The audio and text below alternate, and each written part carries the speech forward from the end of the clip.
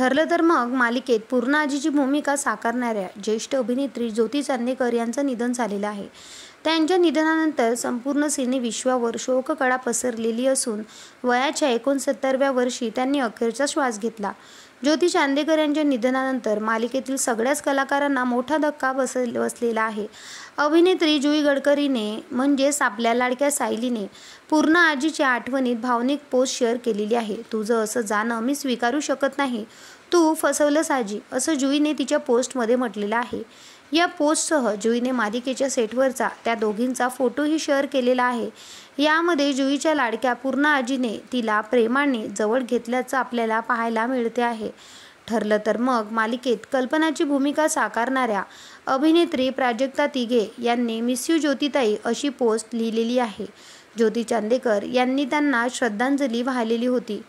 ज्योतिताई, तुमची कारकीर्द आमच्यासाठी अत्यंत प्रेरणादायी राहील।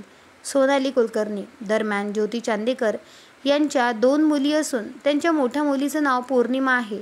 त्यांची धाकटी मुलगी अभिनेत्री तेजस्वी पंडित गेल्या 3 ते 4 दिवसापासून ज्योती चांदेकर यांच्यावर पुण्यातील खाजगी रुग्णालयात उपचार सुरू होते। त्यांच्या पार्थिवावर उद्या सकाळी 11 वाजता म्हणजेच पुण्यामध्ये वैकुंठ स्मशानभूमीत त्यांचे अंत्यसंस्कार करण्यात आलेले होते। ज्योती चांदेकर यांनी या इंडस्ट्रीला अनेक वर्ष दिली। त्यांचं सगळ्यात महत्त्वाची भूमिका आपल्याला पाहायला मिळालेली होती त्यांच्या महत्त्वाच्या चित्रपटामधून। त्यांनी अनेक चित्रपटामध्ये काम केलेलं आहे। शिवाय तेजस्विनी पंडित सोबत सुद्धा त्यांनी अनेक चित्रपटामध्ये काम केलेलं होतं। ज्योती चांदेकर व तेजस्विनी पंडित या आपल्याला सिंधुताई सपकाळ या चित्रपटामध्ये एकाच जागी दिसलेल्या होत्या।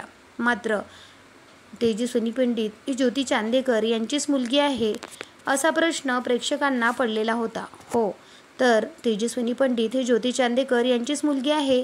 मात्र ज्योती चांदेकरनी आपलं लग्न आधीचं नाव बदललेलं नव्हतं, त्यामुळे तेजस्विनी पंडितचं नाव आपल्याला पंडित म्हणून दिसतं। धन्यवाद।